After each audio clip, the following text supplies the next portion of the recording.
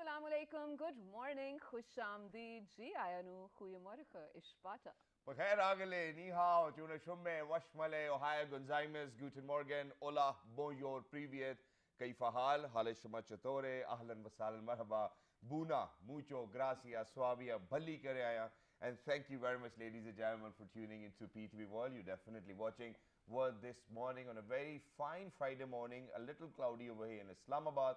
But we hope and pray that out there in 46 different countries, everybody's doing wonderfully well and that they're ready to kickstart their day with us. With me, ladies and gentlemen, the very amazing, the very stunning, the par excellence, the extraordinary talent. Okay. She happens to be Ms. Shiza Hashmi. Hello, Shiza. How are you? I'm absolutely great. Thank you so much for the kind words.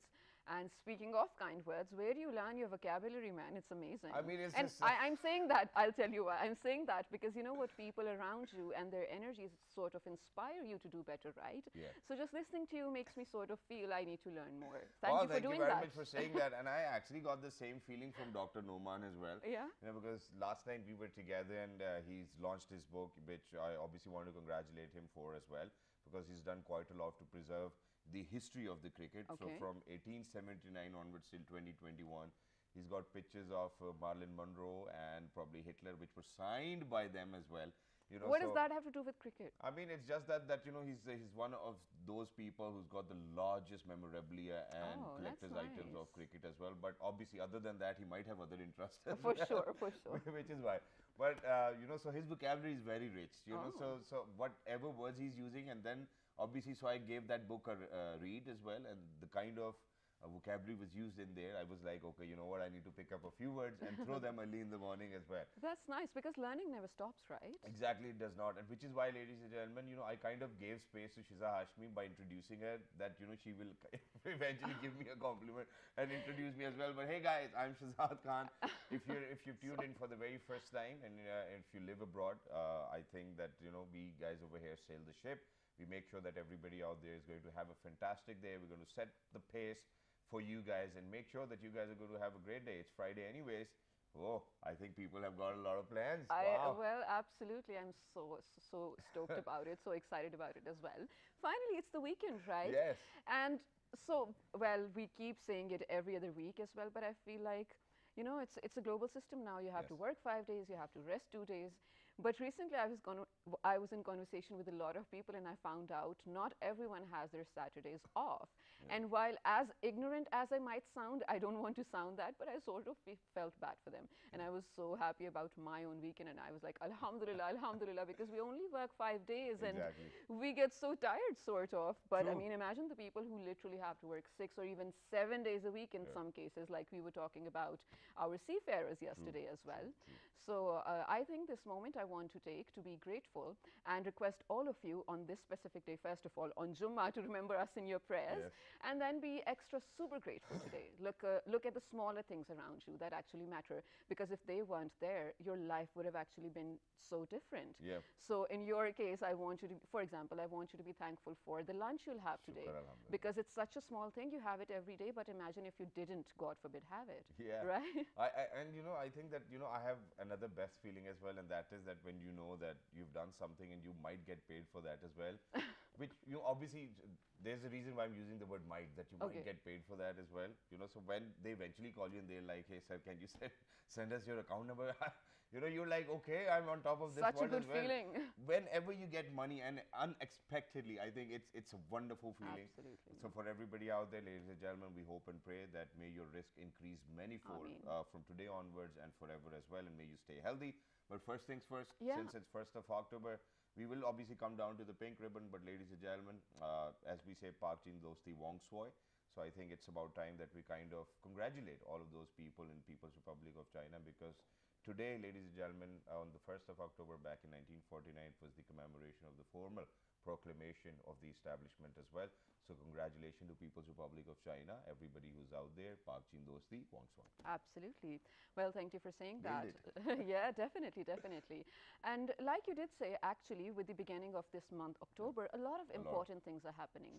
And now coming back to our pink ribbons over here. So throughout this month, Pinktober, we are definitely going to be, and not just Shazad Khan and myself, actually each and every single person at PTV that will be appearing on your screens will be paying our tribute to or paying our respect to, well, all the survivors or the people who are still going through, the warriors of breast cancer itself. And then this is also to raise awareness so that I mean, even if it skips your mind for a moment that this is something serious and it is happening to people, one of the largest diseases that is actually harming women as well, also occurs in men. This is what you will remember, and maybe for a second or two you'll think to share the message, which is again awareness. Exactly, and which is why, very importantly, ladies and gentlemen, there's only one thing which I'm going to mention in connection to Pinktober, and that is that obviously Umar Aftab truly deserves a big round of applause because he's worked quite hard. He made the campaign. To this point. Yes, he was the one who actually brought this campaign, and he's raised awareness to millions and millions of people, not just in Pakistan but out there. Yeah. But there's only one simple thing, and this is something which my nephew told me, and he was becoming a dentist over here. He lived in, my sister lives in UK, so obviously he was born over there. So he was like that, over here in Pakistan, we do not have this habit of going to a doctor after every 6 months or 1 year. Yeah. And it's because of the fact that we think koi masla nahi bhi hoga, even if we're not going to have any issue, the doctor is going to say, sir, problem hai, surgery kara le. Or probably you need to get operated. So I think that we really need to come out of this. What he told me was that, till the time they were in 5th grade, their teachers used to tell them that whenever you go to take a bath, while you're applying soap onto your body, make sure that you feel that there's nothing unusual about your physique or your body as well, which is why the nations are healthier, because they have this level of awareness as well. And Shiza, thankfully that you mentioned that it even occurs in men as well. Yeah. So for everybody out there, it is 100% curable, ladies and gentlemen. And if you get it in time, I think you will be around your loved ones as well. Absolutely. But also the first week of October is absolutely and, well, super important. I'll tell you why, because in this week we are raising awareness for and learning more about dyslexia itself. Definitely we have a lot to say, but very quickly let's move on to this very informative report we have over here. When we come back, we'll begin the discussion. True. I think I am, or I used to be. I don't know. Let's figure it out. Okay. I was bad at studies. Able to read and write with ease is something most of us simply take for granted. Some people face difficulty in doing so. Dyslexia is a learning difficulty which causes problems with reading, writing, and spelling. People with dyslexia may read and write very slowly. They face difficulty in recognizing letters. Every year, October is being observed as Dyslexia Awareness Month. It aims to spread awareness and share the tools to increase better reading skills. Throughout this month, different events and seminars are being conducted worldwide. International Dyslexia Association is working with governments of different countries to promote a dyslexia-friendly society that enables dyslexic people of all ages to reach their full potential. In Pakistan, almost 12 million children are having dyslexia. Different hospitals in Pakistan are providing support to patients having dyslexia with managing or recovering from the disease or condition. With right treatment and support, people with dyslexia are able to lead happy and successful lives. By recognizing the significant educational implications of learning difference, there is an opportunity to ensure early diagnosis and intervention for dyslexia. Numerous workshops are being held that teach what we can do to make the lives of those with dyslexia around us better and a bit easier.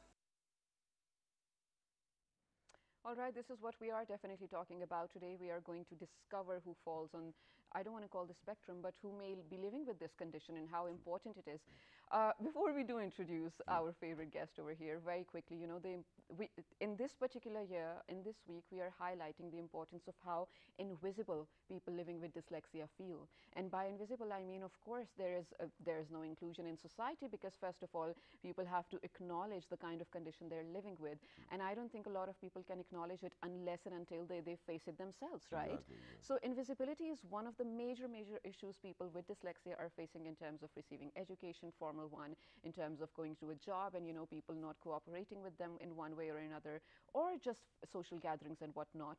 So let's take this discussion further. I think that we can actually have a conversation amongst each other. Sorry, as well. man. We've done shows like, I mean, I've been here for 9 years as well. So, every topic we kind of talk about, there's something which we can relate with as well. But ladies and gentlemen, we're very lucky that we've actually been joined by somebody who's running Bazicha Trust very successfully. She's looking after a lot of people. She's on plantation drives.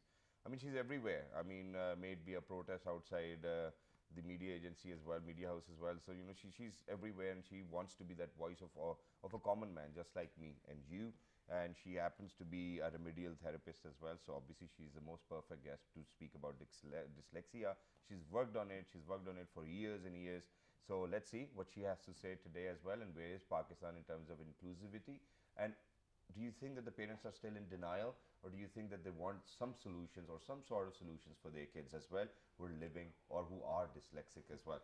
Ladies and gentlemen, we're very lucky that we've actually been joined by a very positive vibe personality, and she happens to be Miss Ilham Mumtaz. Hello ma'am, assalamu alaikum, good morning, subah bakhair. Walaikum assalam, and it's always an honor to be your guest. Thank you. And today when I came to know that you are dyslexic, according to Self-proclaimed. your own self-proclaimed, Yeah. so I'm equally glad to, you know, add on to your Exactly, and information. thank you Yeah. very much for saying that as well. And the sole reason why I said that was that, you know, that from first grade till 9th grade, I certainly do not remember what I have studied and what I have probably written in my exams. And I think that there is a cure to dyslexia, and people should actually focus on that as well, and things can get better. But where is Pakistan in terms of dyslexic children? And also, please begin with explaining dyslexia. Yeah, okay, first of all, let me add to your information that I'm also the founder of the first institute for dyslexic children by the name of IDEAS, Institute of wow. Dyslexia Education and Attitudinal Studies. Wonderful. That's the Amazing. first institute of the North. So dyslexia is basically problem with reading, writing and spelling. Okay. People, there are different definitions. People call it learning disability. yeah. So I strongly tell all my, you know, like I'm a master trainer, we offer diploma courses as well. So I tell people that due to the lack of awareness, we should not be using the word disability. Okay. Because here in Pakistan, we always think in black and white, normal or abnormal. Absolutely. So dyslexic children are the ones who fall in the gray area between the normal and the abnormal. Okay, and basically it's a problem with reading, writing, spelling, comprehension, attention deficits, and the directions. There are multiple problems, symptoms which are there. They go undiagnosed because due to the lack of awareness, first of all, the parents are not aware. True. Okay, if a child is not able to reach the milestones, developmental milestones, is late in walking, talking, and then he has a speech problem, then he has multiple infections, and then when he joins the school and he's struggling with the rhymes.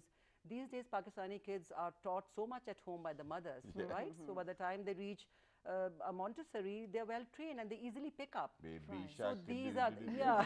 So Everybody's so saying a that. child who's unable to, you know, pick up these rhymes, these are the strong symptoms of Okay. learning difficulties. So that is the problem area that due to the lack of the parents, and then the educationist. The school owners, they are not aware about these 10 to 15% children in each class are dyslexic. Oh, that's a In huge Pakistan, number. yeah, it's a huge number. In Pakistan, there are 12 million children who are dyslexic. Can you imagine? Have you heard, like you were narrating your own story, that from grade 1 till 8, you don't remember anything. True. So, did you ever come across any institute or any teacher who told you about learning difficulties? I think that, you know, Yeah. that there's actually another word used for dyslexia in our schools, and that is nalaik. I think that's what it That is. is so derogatory. And we label children with this very term as well, and बच्चा जी आपको बड़ा नालायक है. Or probably, you know, they would say ध्यान नहीं देता वरना बच्चा बड़ा brilliant है. I mean ध्यान उसका हो ही नहीं रहा, कैसे करे? You know, see, like we it's hard always to are, focus. unfortunately, our society has become so, you know, number conscious, the grade conscious society. True. कि जी A graders, even the teachers, they appreciate the A graders because उनके, you know, their own, you know, ranking and the state at the end of the year really depends on the class average achievement. So any child who's struggling with, you know, with academics will be shunned by first of all by the teachers. Exactly. Starting from the home, even the parents. Can you imagine that, Right. you know, competition between the Siblings, children? yeah. Look at your younger sister. Look at your older brother. I mean, Look at what's my wrong friend's with you? son. Yeah, You know, your the cousin. exact same son who's actually going to call you for your result. यार तेरे इस दफा भी number Your नहीं आया. cousins. And you know, when we talk about, then again, I tell the parents, where is your unconditional love? True. True. If you get so much grades, then you'll get this. If you do this, So basically the biggest problem in Pakistan is lack of awareness. Exactly. Okay. So whoever is involved in education, even people sitting at the helm of affairs, they are not aware about dyslexia. True. Right. So for us, it is such a challenging thing, educating the educationist. That is the most, the policy makers. But ma'am, very quickly before we proceed on this as well, and obviously, those teacher training programs need to be there to assess a child. But do you think that this incapacity of understanding, I do not even want to label it as incapacity to understand, but do you think that it is only linked with academics, or is it with any other activity the human is going to indulge in, he will or she will face problems? Is it like that, dyslexia? Yeah, of course. The whole personality of a child is affected. Okay. The first steps, okay, from starting from the home, moving on to the school, negativity, the whole society shuns that child. Because we are only accepting a child who's good in grades, who's good in some talent, or some. Even these dyslexic children are gifted. But because of the negative environment which they face, again, another alarming statistic, majority of the juvenile delinquents, children in petty crime, they end up in jails. Yeah. They are the dyslexic children. And according to Pakistani research, because due to the lack of awareness, there's hardly any research available. Whatever is available, I came to know that maximum dropout rate is in middle school. Now that is the area, like a child struggles and reaches middle school, by then he's simply had enough, and labeling, corporal punishment, and one of the reasons for dropout from school is corporal punishment. And these are the same kids who are called nalaik and careless and different labels, and then they lose interest. And the whole personality of a child is affected by just this, that nobody knows about this learning difficulty, and there are no provisions available. You see, so a lot of responsibility lies on the government, of course. We need to, and alhamdulillah, once we laid the foundation of our institute, and we knew that without the patronage of the government, how much can we do? Exactly. In a humble capacity, we can't. So we got dyslexia bill approved from the Senate. MashaAllah. Oh, So that's nice. now it's Congratulations. come It's in to the the law house, parliament. So it has to be a law that, and all the educational institutions need to, have got to be implemented by the government to ensure that a multidisciplinary team of professionals is there in the school. Okay, ma'am, That in is so addition to that, important, because just very recently we did a show where, there were children who had hearing impairment or probably visual impairment as well. So I was very happy. We were in fact very ecstatic of the fact that Punjab government is actually operating 349 different schools all over Punjab for such children as well.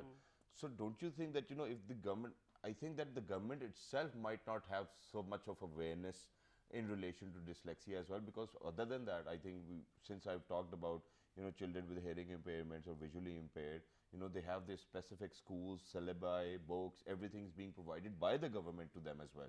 So do you think that, with this bill, in days to come, we will actually see, because for dyslexic children, I want to have inclusive education or a system, because, if we are to differentiate in between dyslexia or a person, because I think that, for anybody to understand if it's difficult, I think, there's a bit version of dyslexia in them as well.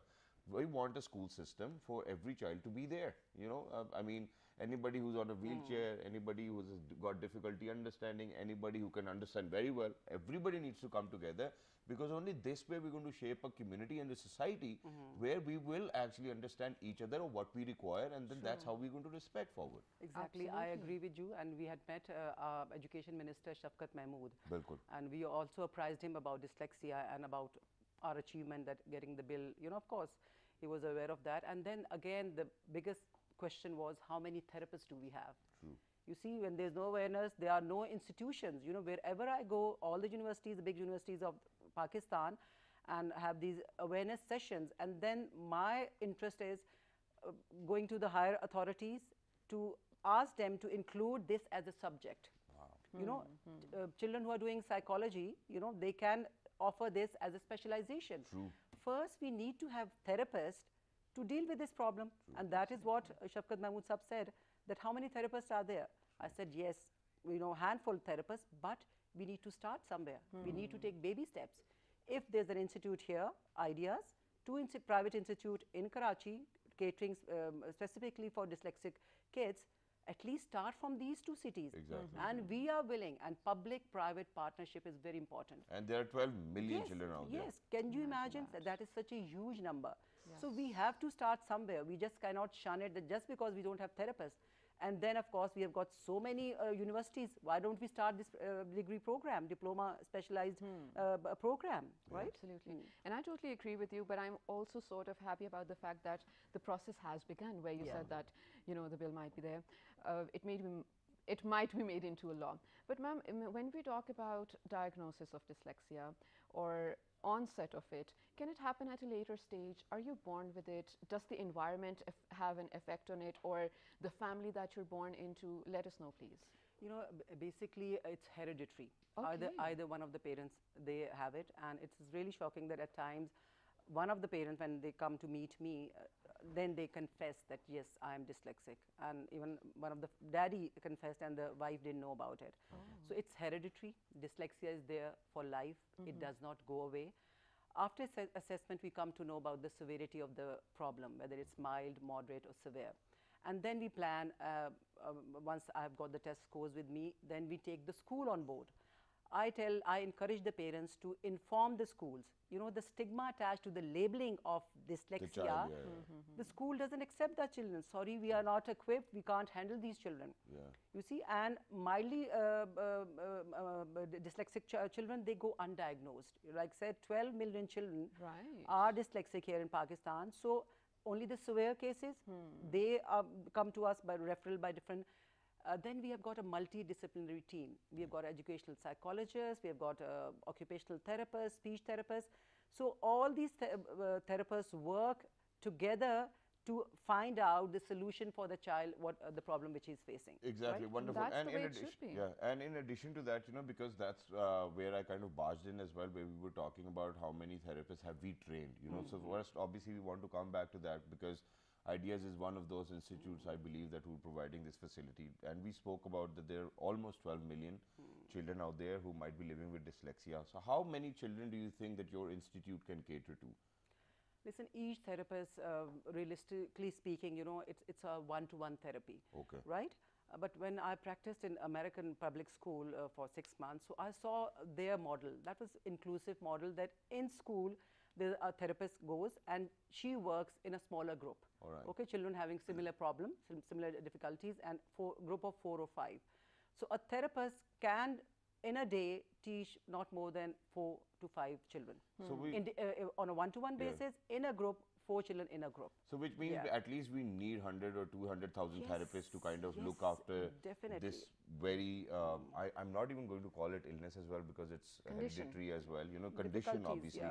And we want to wish everybody out there best of luck as well. And ladies and gentlemen, the times we live in, I think it's about time that we get rid of all of this stigma as well. I mean, if somebody is going to label, God forbid, my child dyslexic as well, I won't have a problem. In fact, I will look for smarter solutions.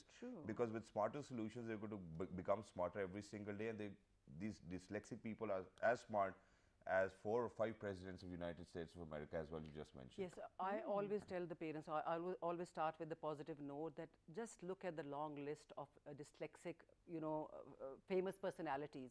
We've got musicians, we've got Einstein, Edison, 4 or 5 American presidents, you know, Muhammad Ali boxer, Agatha Christie, Newton. All these people were dyslexic. A few of Hollywood celebrities are. Yeah, even Abhishek Bachchan and Tom Cruise, Sylvester Stallone, they are dyslexic. So someone must have helped these, you know, children. Okay, they got, of course, helped by someone, some adult who was there to support them.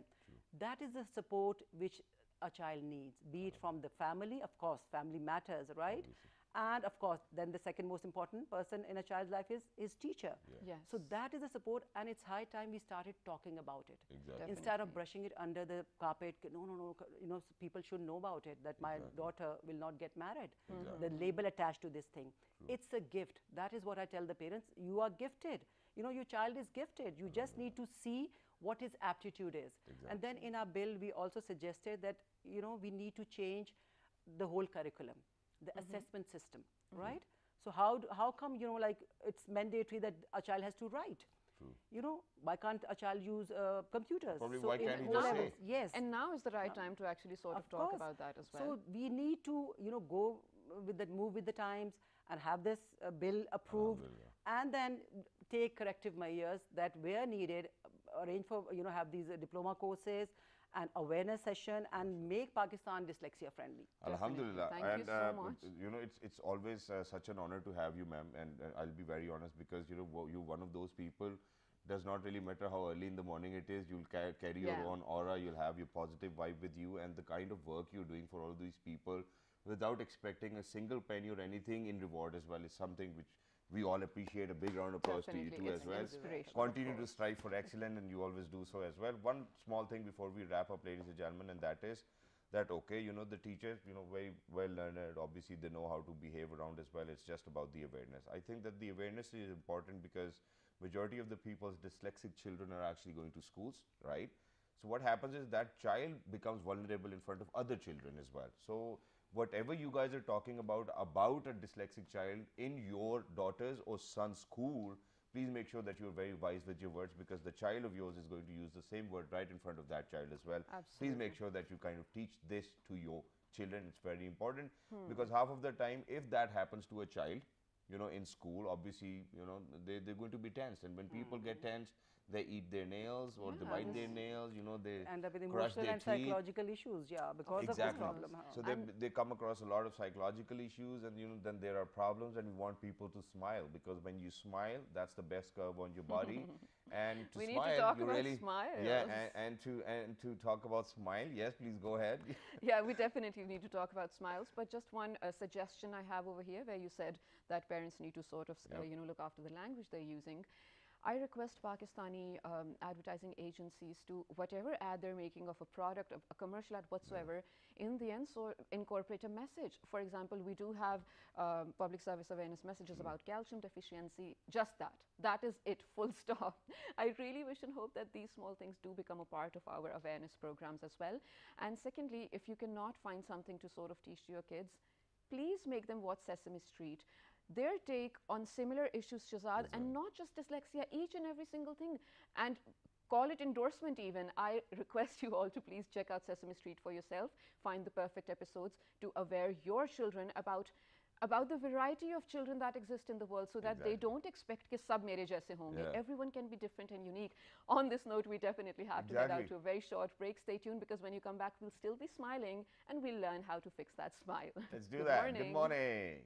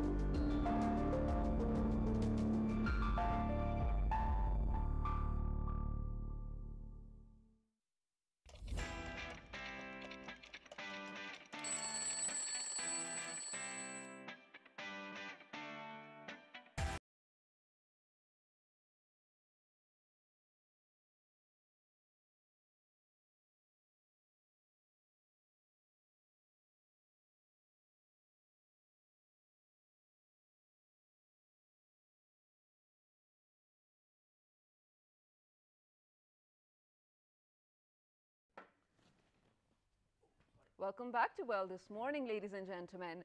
This is Shazad Khan, the very happening and the very smiling. So Shazad, first of all, I want to ask you, what's the secret behind this very shining smile? All right, well, I'm not going to say that. Other than the fact that you have your niece and nephews as dentists. But yeah.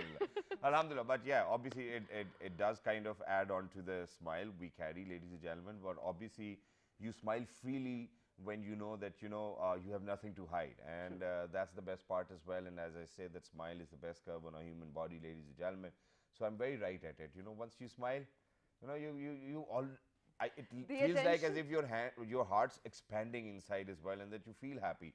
So if there's anything which is stopping you to smile, ladies and gentlemen, we have a complete solution over here today with us, which is why we are actually going to play a small clip first of all, and then when you guys will come back, we have a very amazing couple of dentists over here who are going to answer everything. Even why do children's teeth turn black? I mean, I had black teeth. Really? Yeah. You used to eat a lot of candies, yeah. But please go ahead and take a look at this report, and once you guys will be back, we'll be in conversation with them. Good morning. Maintaining healthy teeth and gums is a long life commitment. The earlier you learn proper oral hygiene habits such as brushing, flossing, and limiting your sugar intake, the easier it will be to avoid costly dental procedures and long-term health issues. Dental cavities and gum disease are very common. According to the World Health Organization, between nearly 90% of adults have at least one dental cavity. Moreover, 15 and 20% of adult ages 35 to 44 have severe gum disease. On the other hand, 30% of people around the world ages 65 to 74 don't have any natural teeth left. Poor oral hygiene can lead to dental cavities and gum disease, and has also been linked to heart disease, cancer, and diabetes. All right, ladies and gentlemen, so that was a small report without any further ado, because we only left for like 12 or 13 minutes, so we have to take maximum advantage of it as well. We're lucky with that we have actually been joined by an endodontist as well. She happens to be from AFID. She is Dr. Noreen Akhtar. Hello, ma'am. Assalamu alaikum. Good morning. Assalamu alaikum. Good morning. Thank you so much thank you very much for joining us. Wonderful to have you. And alongside Dr. Noreen, ladies and gentlemen, a very handsome dentist, ladies and gentlemen, has happened to join us over here in the studio. He happens to be an implantologist. They run their own practice with the name of Amcolian Dental Care. He is Dr. Ahmed Arsalan. Hello, assalamu alaikum. Good morning. Assalamu alaikum, sir. Lovely seeing you guys. Thank you very much. Likewise it is. Okay, Shiza wants to take the lead. Go ahead. Yeah, where we were talking about, well, black teeth in children. So very quickly, let me tell you a very cute story. It's not cute at all if you actually see a child with visibly no teeth, and if you look closer, they're just black teeth hanging on to some portions of it. There's a little bit of white in it, and then there's just black. So why does that happen, and is it really common? Shiva, basically what happens when we give a bottle at nap time or bedtime to the babies. I left the feeder at 11 years of age. Okay, then that's the main reason. Okay, when we give a bottle at bedtime or nap time, what happens? The sugar in milk that remains on the teeth for whole night. Oh, okay. That and the sugar and the bacteria in our oral cavity reacts with each other and produce acid that decays our teeth. Exactly. That's why and this phenomena is called baby bottle caries, and that is very common. Every second child come to us and with the black teeth, baby bottle caries. Exactly, and it's usually because of the fact that those kids are actually drinking formula milk, ladies and gentlemen. Otherwise, the issue might not be there. Moving on to you, Dr. Ahmed. So first things first, obviously in the elderly, we have a lot of caries issues as well. Sir. And they go unresolved. Sir. I mean, my nephew used to tell me that I see people who come with like 3 teeth only left, Sir. and that they want to kind of have a recovery system where there is no recovery system. Oh. But what I want to kind of ask is that, throughout his 5 years of BDS or 4 years of BDS, what he did was that he kept on telling me that I'm so good at taking out teeth. Sir. Where the dentist's job is to actually kind of save the tooth and then send the person back home rather than taking it out. Sir. So why caries in the first place, and in which conditions do we have to take the tooth out? Sir, moving back to your original comment about the formula milk, well, it's not so necessary that the patients they use or the babies they use formula milk which causes caries. It's the actual not brushing or not cleaning of the teeth afterwards which actually causes the caries. What the mothers they need to do soon as the child has taken a baby the bottle, they must give the last bottle ideally of water, so everything is washed away, or after a child has eaten, you can clean a child's teeth soon as the first teeth erupts, which is around 6 months. You can clean it with a wet gauze. Okay. So regarding why the caries happen, caries basically happen if we do not adequately brush our teeth, or if we do not brush our teeth at the right time. Okay. Ideally, Is there a right time? oh yes, yes, Okay. definitely. Ideally, we should brush our teeth after breakfast, after lunch, and before going to bed. Now, you may be surprised, I'm saying not before breakfast, Yeah. after breakfast, because we want to remove the food which is around our teeth. Okay. So that's the most ideal time. And But how one to thing- Obviously, you Dr. have to Saab? gargle, you know, when you Oh, wake up and yes, you're going for your definitely. breakfast, do gargle. Do Yes, not just yes. go walk in But straight like you the Dr. Saab said. You know, you can have the breakfast and then brush your teeth. But I think we have to mention over here, Dr. Saab, because you know this, but a lot of people will take you wrong. That is only possible if you brush before sleeping. Yeah, That yeah. means you did already Yes. remove Yeah. everything, Yes, which yes, is why yes. you can have your breakfast. But yes, please carry on. Yes, and now how to brush is also very important. Now we must brush our teeth in a circular motion. Circular motion. Activate the bristles and then go up, down, and up, down, right? Basically, up, down is how we traditionally brush, Yeah. which causes So we traditionally brush like this, left, exactly, right. exactly, Up, exactly. down. Up down from back side. Yeah, yeah. Up down from back side, and on the front in a circular motion, keeping our brush in a 45-degree angle. And we must brush for at least 2 minutes. If you're not brushing for 2 minutes, we're not brushing adequately. Okay. Wonderful. And ladies and gentlemen, for everybody who's out there, what we do is that as soon as we brush, you know, we gargle with water. Please make sure that you use mouthwash and not water after it. Okay, now this was going to be actually my next question. So let us know, I'd rather move on to you, Dr. Saiba. Let us know about if it's safe to use a mouthwash. Of course it is, but there are some people who would then not brush their teeth. Yes. So is it a combination of how to go about it, and then also flossing is not a very common practice here. And every time I've been in conversation with the dentist, this is something they advocate. Definitely flossing is important. Yes. But well, I'm guilty. I never bought a floss because I'm like, oh, you know what, my toothbrush and my mouthwash will do the magic. But yes, go on. No. Only mouthwash can't do the job. Okay. We have to brush our teeth regularly for 2 minutes, as mentioned by the doctor Saab. And when coming to the floss, only 65% of tooth surface are cleaned by toothbrush. All right. The interdental area, the area between two teeth, are cleaned by dental floss. Okay. Food impaction is there, and only toothbrush bristles cannot remove these food impacted. Okay. That's why dental floss is very necessary, at least once daily. All right. Once daily. Okay. Coming to the your second question, mouthwash. Yes. Mouthwash, we recommend mouthwash to the patients who have periodontal disease, gum disease, such as bleeding gums, because of the swelling of gums called gingivitis and periodontitis due to poor dental hygiene. Okay. And the only mouthwash can't do the job. Again, I'm repeating. The second thing is prolonged use of mouthwash can cause discoloration of teeth.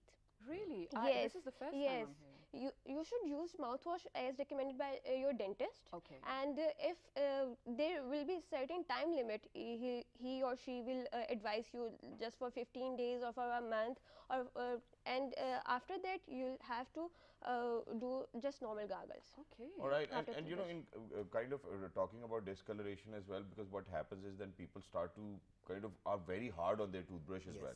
Yes. Not just that, obviously that discoloration is taking place, and then on top of that we are receding our gums too as well. Yes.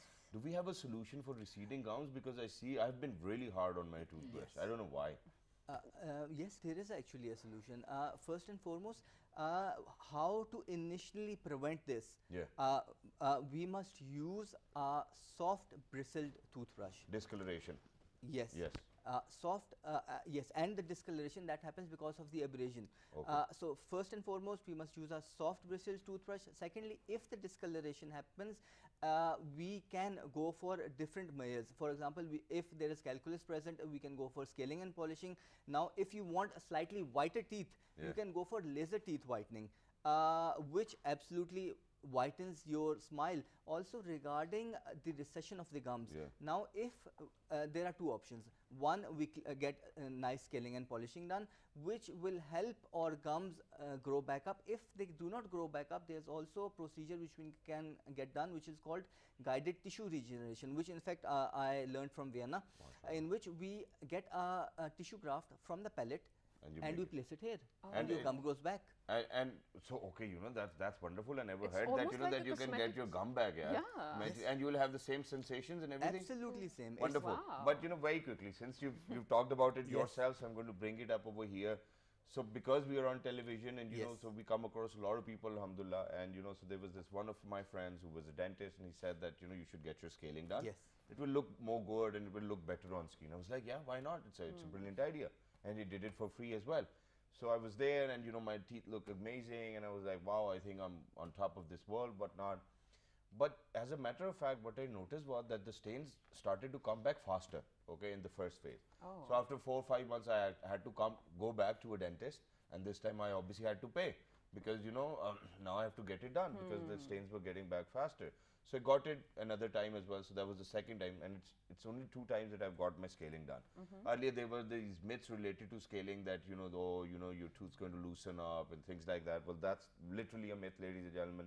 Nothing of that sort happens. But that one problem which I face now is, and I've only done scaling twice on my teeth as well. So what the problem is now, that now even if I'm going to have a single meal or if I'm going to eat a little bit, what happens is that, you know, once you move your tongue over your tooth or your teeth, I feel as if there's something left over, and this feeling is very disturbing, to be honest. So every time I go or I'm using the washroom, I have to brush my teeth no matter what happens, because I do not like this feeling of having something which is it's invisible. It's a pattern sort of thing which you can only feel with your tongue, but I feel that it is because of the fact that I got my scaling done. If I wouldn't have gotten it done, I think I wouldn't have faced this problem. Is it legit? Well, I think what we are facing is a very lovely thing. In fact, I'll tell you why. Okay. Because you have become accustomed to clean teeth so much that since you eat, you have to go and clean your teeth. But it's disturbing at times. You cannot, you do not have the right facility to kind of do that. Of course. But I mean, think about it. You have become accustomed to having clean teeth so much that you have to go and brush your teeth so much. Exactly. That's So nice. Imagine, you know, for example, you're going from Islamabad to Lahore, you had Yes. a meal and you have this odd feeling in your mouth. Exactly. What can we do? So would you recommend scaling, or do you think that there's a solution for that? Because the stains come back faster every time I get my scaling done. Well, things is, I think you notice the stains coming faster because you have clean set of teeth. Exactly. So, and ideally we must have our scaling done every 6 to 8 months anyway. In fact, we must go to a dentist, like in our clinic, we have an intraoral camera which we show the patient where the calculus deposits are, and we selectively scale. Okay. So I think it's ideal. Go to a dentist every 6 to 8 months. They'll let you know if you do need scaling or not, and if you do, they'll selectively do it. I mean, even, you know, for everybody who's out there, you will know whether you need scaling or not. You know, if you have stains on your teeth, don't you need have to anyone go to and Exactly. get yourself cleaned up. Yeah, so, well, we're really short on time, and my producer will probably hate me for this. I did want to talk about braces, you guys, but I promise you we will have an entire different segment just to talk about braces and its possibilities. All right. But right now my question is, and it's a weird one actually, but there are different types of toothbrushes, right? Soft, and then there's smokers, and then there's hard. What is the science behind that? Because a lot of people do not care what they're getting. Does it have a lot to do with the condition? Please let us know. Yes, there is a myth that harder you clean, the more cleaner your teeth are. Harder the toothbrush is. Yeah, This is not recommended at all. It makes you bleed. Yes, it makes you bleed. It makes the top layer of enamel of your tooth abrade away. Okay. Our tooth is made up of 3 layers. The uppermost is the whitest one, the enamel, and the middle one is dentine, that is yellow and sensitive to fluids, to hot and cold things. When you brush very hard with the hard toothbrush, it abrade away your enamel, and your tooth look pale, and it will become sensitive. Okay. So it is always advised, always advised that use a soft toothbrush with a zigzag bristles. Okay. The zigzag bristle, the angle of the bristles will reach the maximum interdental area and the gum line, and it will clean efficiently. Okay. Exactly. Well, thank you Yes, so much Wonderful. for yes. Since saying we're that. very short on time, so one last question. Obviously, we were talking about smiles and how to have a great smile as well. So that one last question, sir, is for you. And what I Sir. wanted to ask was that, whenever we speak about teeth, obviously we've Yes. spoken about discoloration and everything. There are times when people do know certainly that they have bad breath. Yes. And it might be because of the Yes. caries inside your teeth. Yes. Or probably something else stuck in your teeth as Yes. well. Do we have a solution for that? Yes, we do. We do. I mean, first and foremost, I think the main reason for bad breath is that we do not brush our tongue. Yes. Yeah. Our tongue has lots and lots of bacteria. Exactly. Secondly, if we are suffering from gum disease, that is also a cause of bad breath. Thirdly, there may be other underlying conditions which Yeah. may also cause bad breath, like you're touching your tummy. Yes, some people, they have gastritis and Yes. they also have this. Also, the reason for the bad breath can be you may have diabetes or you may be suffering from other things. So I think going to a dentist every 6 months can in fact help you with all these other things as well. Exactly. Right. Thank you very much. you. You guys were wonderful. Thank you very much for answering all our questions, and we look forward to having you in future as well. You guys are doing a wonderful job. Please make sure to continue to strive for excellence as well. Thank And you. for everybody who's out there, ladies and gentlemen, it's Friday. I know everybody's smiling over here in Pakistan. We want you to smile wherever you may probably be, even if it's a Friday or a Saturday where you are as of now. Oh, definitely. We'll see you on Monday, inshallah, with a newer topic and definitely a better, actually more informative discussion, maybe if not about smiles. Till then, I want you all to send us your suggestions, feedback, questions, anything on our social media pages, all with the name of... Well, this morning, Yes, and the repeat of this show you will be able to catch at... 5 past midnight, ladies and gentlemen. Till the next time, look after yourselves. 1, 2, 3. Good Good morning. morning. Take care.